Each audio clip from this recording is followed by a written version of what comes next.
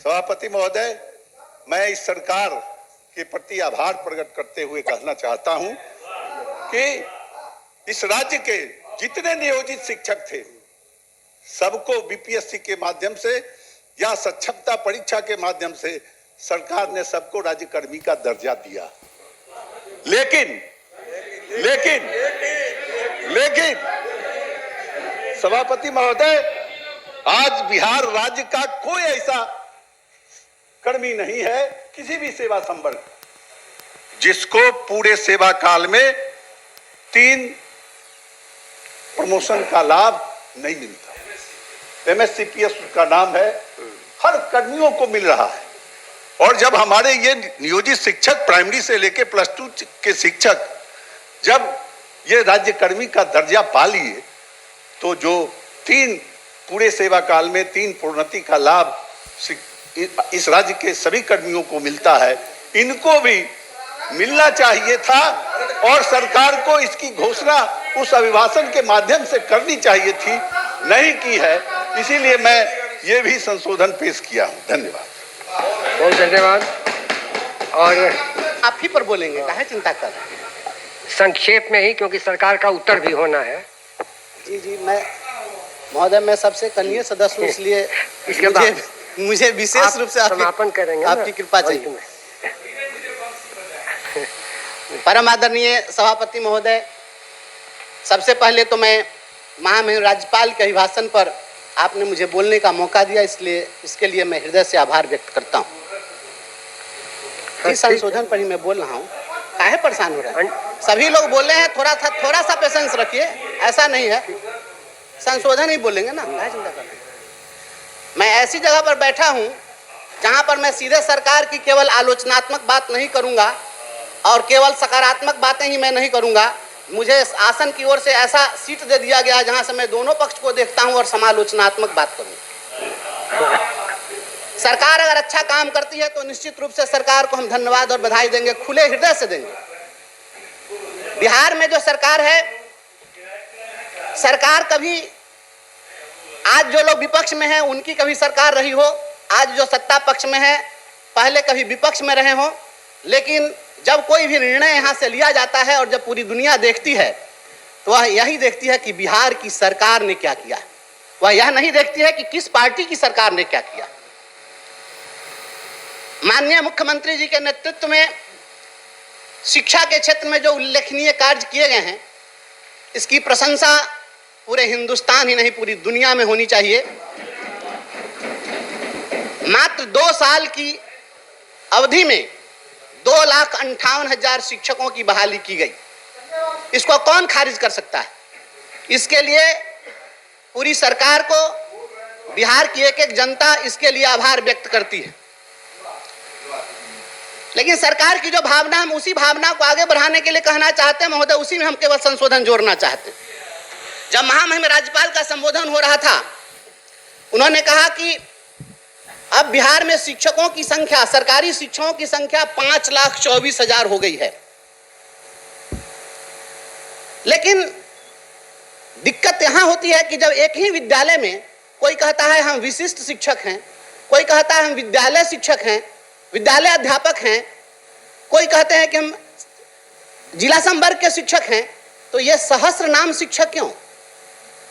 इन सभी शिक्षकों का नामाकरण एक कर दीजिए। एक शिक्षक होना चाहिए, शिक्षक होता है, इसलिए सबका नाम एक कर दीजिए। पूर्व से जो प्रचलित नियमावली है उसके अधीन इनकी सेवा सामंजित कर दीजिए। हम बस केवल इतनी ही संशोधन की बात करते हैं आपसे कि आप करिए, आप कर दीजिएगा, यहाँ आपका गुणगान करेंगे। क्योंकि इससे महोदय हो क्या रहा है कि विद्यालय में किसी में श्रेष्ठ भावना पैदा हो गई, किसी के अंदर में हीन भावना पैदा हो रही है और इसके कारण आपस में वहां पर द्वंद्व की स्थिति बन रही है। तो इससे पूरा शैक्षणिक वातावरण प्रभावित हो रहा है महोदय। और एक बात मैं कहना चाहूंगा, वर्ष 2003 में सबसे पहले शिक्षा मित्रों की बहाली की व्यवस्था शुरू की गई और उसके पहले वर्ष 2002 में संभवतः डाइंग कैडर घोषित किया गया था बिहार के शिक्षकों। शिक्षकों का जो डाइंग कैडर था वो शिक्षक मरणशील हो गए, वो मर गए थे। हम लोग जब दुर्गा सप्तशती पढ़ते थे तो उसमें एक श्लोक था, मारणंग मोहनंग वस्तंगस्तम भनुच्चाटनादिकम पाठ मात्रेण संसिद्धेत कुंजिका स्तोत्रम उत्तम। महोदय, सरकार के पास में तो सारे मंत्र हैं, मार देने के भी मंत्र हैं, जिला देने के भी मंत्र हैं। तो जो मर गए थे शिक्षक, उनको जीवित कर दिया तो बधाई तो हम देंगे ही, क्यों नहीं देंगे बधाई। लेकिन अपने जीवित होने की चाह में 20 वर्षों का जो लंबा संघर्ष शिक्षकों ने किया, आप तो महोदय महान विद्वान हैं। जब गोस्वामी तुलसीदास जी कहते हैं कि बरसत हर्षत लोग सब करसत लखै न कोय, तुलसी प्रजा सुभागते भूप भानु सम होय। सरकार ऐसी होनी चाहिए कि जब बरसात करे तो हर व्यक्ति प्रफुल्लित हो जाए।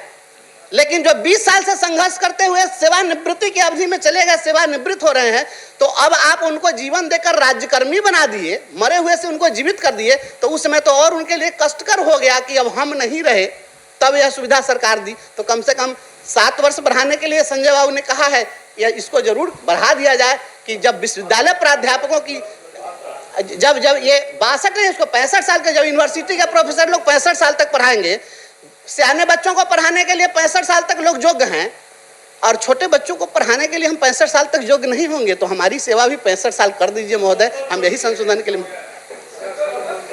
महोदय सरकार जो संकल्प व्यक्त की है, उसमें सभी प्रखंडों में डिग्री कॉलेज खोलने का संकल्प व्यक्त की है। ऐतिहासिक कदम है, अभूतपूर्व कदम है। सभी प्रखंडों में अगर डिग्री कॉलेज खुल जाएं तो निश्चित रूप से मैं समझता हूं कि उच्च शिक्षा के क्षेत्र में हमारा बिहार अग्रणी स्थान प्राप्त करेगा और विकसित बिहार जरूर बनेगा। परंतु चिंता होती है कि इसी सरकार के द्वारा, हम पूर्ववर्ती सरकार की बात नहीं करते, इसी सरकार की बात करते हैं। पिछले दिनों आदरणीय जनक राम जी जब बोल रहे थे कि पूर्ववर्ती सरकार ने कहा कि ओ घोंघा चुनने वालों पढ़ना लिखना सीखो, और आपने कुछ नहीं किया, हम तो इसके लिए उनको भी धन्यवाद देते हैं कि कम से कम इतना तो मन में संकल्प था, एक विश्वास था, ऐसा स्वप्न देखा कि घोंघा चुनने वाले भी पढ़ेंगे, तो हम उनको भी धन्यवाद देते हैं। लेकिन जब 2000 से अधिक विद्यालय, नवसृजित विद्यालय खोले गए और वे विद्यालय भूमि के अभाव में, भवन के अभाव में 2000 से अधिक प्राथमिक विद्यालय बंद हो गए, तब चिंता जरूर व्यक्त करनी चाहिए कि आखिर डिग्री कॉलेज कैसे चलेंगे। और आप ठोक दीजिएगा तो सब लोग ठोक देंगे, क्या दिक्कत है।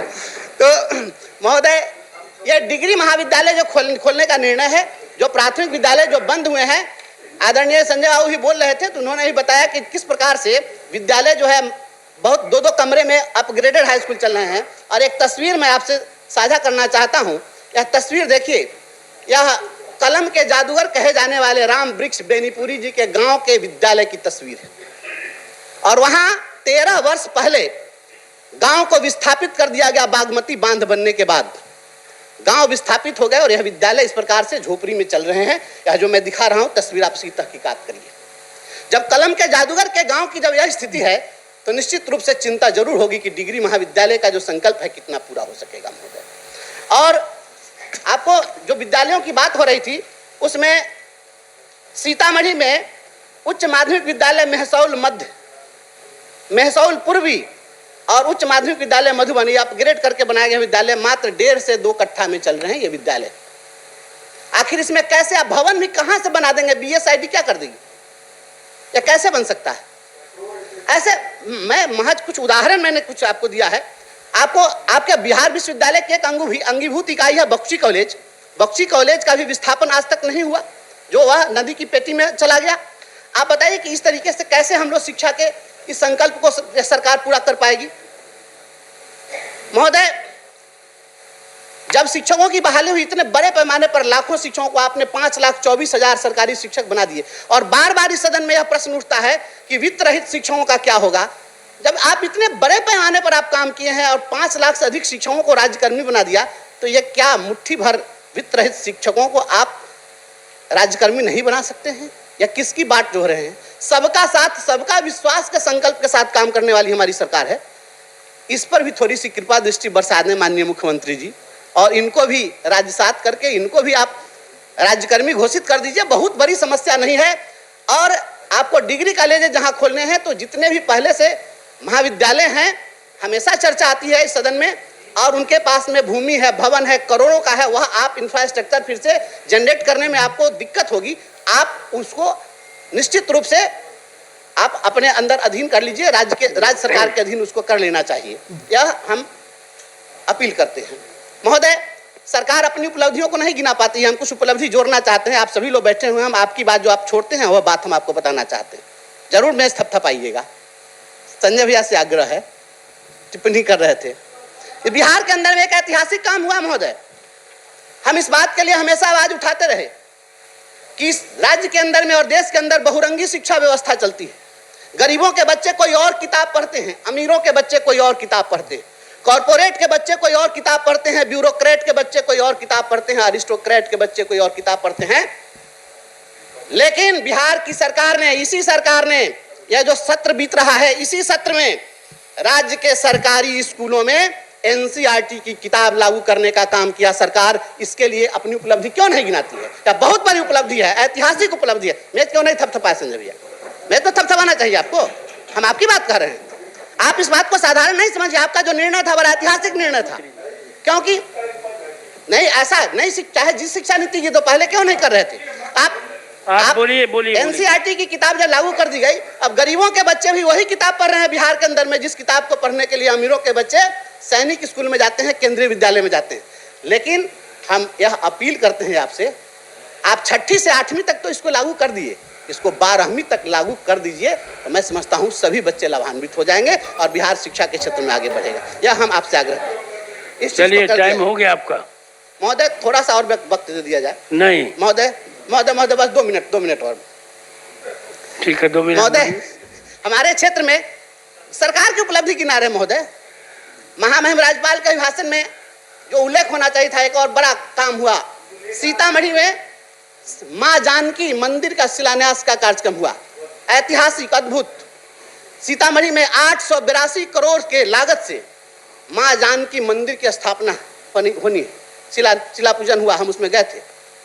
लेकिन वहां पर जब हमने यह देखा कि सीतामढ़ी की मेयर को उस कार्यक्रम स्थल पर नहीं जाने दिया गया, अब महिला होने के कारण या किसी अन्य कारण से नहीं जाने दिए, या उस पर हम नहीं जाएंगे, प्रशासन का काम था। लेकिन एक बात महोदय, आज का विषय नहीं, महोदय, मैं कहना चाहता हूं कि वहां के लोगों की भावना है कि माता सीता सबकी हैं, और मां सीता के उस पुण्य भूमि पर एक विश्वविद्यालय की स्थापना हो, मां जानकी विश्वविद्यालय की स्थापना हो जाए, ताकि वहां सभी लोग वहां पर केवल धार्मिक दृष्टिकोण से नहीं जाए, शैक्षणिक दृष्टिकोण से भी जाए और माता सीता के चरणों में अपना प्रणाम निवेदित करें। यह वहां की जन भावना है। तो एकदम करा दीजिएगा तो हम तो अपने आप को गौरवान्वित समझेंगे, इसके लिए पुण्यभागी होंगे, बरभागी होंगे। चलिए, ठीक है, बैठिए। महोदय 2 मिनट में समय मांगा था महोदय। अच्छा, ये बताइए, राज्यपाल का भाषण में कहीं आप मेट्रो ट्रेन की चर्चा की है? हमने ये पहले भी यह मांग की थी कि इन शिक्षक, चूंकि शिक्षक जितना पुराना होता है उतना अनुभवी होता है, इसलिए जो हमारे प्राथमिक, माध्यमिक और उच्च माध्यमिक के शिक्षक हैं, इनकी सेवानिवृत्ति की सीमा जो 60 वर्ष है उसको 62 वर्ष किया जाए, और विश्वविद्यालय और महाविद्यालय के जो शिक्षक हैं, जैसे चिकित्सा महाविद्यालय, अनुभवी डॉक्टर के कारण ही उनकी सेवानिवृत्ति की सीमा 67 वर्ष की गई है, उसी ढंग से विश्वविद्यालय और महाविद्यालय के शिक्षकों की भी सेवानिवृत्ति 67 वर्ष तक की जाए।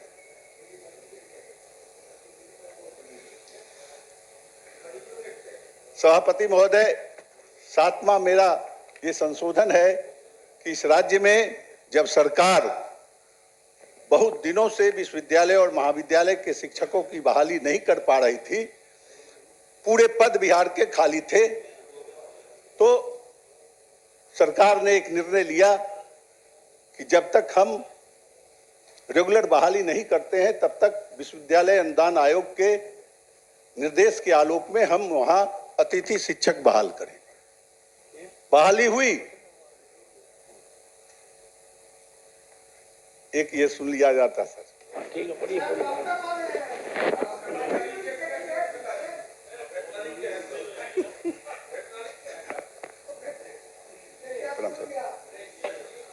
तो सभापति महोदय, तो सरकार ने ये निर्णय लिया कि हम जो पद वैकेंट हैं उसके विरुद्ध में हम अतिथि शिक्षक बहाल करें। बहाली हुई, बहाली की अर्हता क्या तय की गई कि जो यूजीसी के द्वारा जो अर्हता तय है, जिस आधार पर विश्वविद्यालय सेवा आयोग के द्वारा बहाली, रेगुलर बहाली होती है, वही अर्हता ये अतिथि शिक्षक रखते हैं और आज वर्षों से काम कर रहे हैं। कई दूसरे राज्यों ने ऐसे अतिथि शिक्षक की सेवा को सुनिश्चित किया है। कई राज्य ऐसे, उनकी सेवा 65 वर्ष तक सुनिश्चित करने की बात कई राज्यों ने किया है। हम लोगों ने भी सदन में मांग किया था, मंत्री से बात हुई, बैठकें हुई, आश्वासन मिला, लगता था कि हो जाएगा। चूंकि माननीय सदस्य, बस अब खत्म हो रहा है। हाँ, 13 मिनट हो गए हैं। बस हो गया, 10 मिनट का समय, बस 2 मिनट और मांगेंगे। तो और सभापति महोदय, ये हम समझ रहे थे कि जब यूजीसी की जो अर्हता है, जो मानक है उनके शिक्षक की नियुक्ति के, जब उसी आधार पर ये यूनिवर्सिटी एक्ट के तहत जो सिलेक्शन कमेटी विश्वविद्यालय स्तर पर जिसको नियुक्ति का अधिकार हम यह सदन ने दिया है, उस एक्ट के तहत इन लोगों की नियुक्ति सिलेक्शन कमेटी के माध्यम से, तो निश्चित रूप से हम ये समझ रहे थे कि इस पर चर्चा काफी चली है।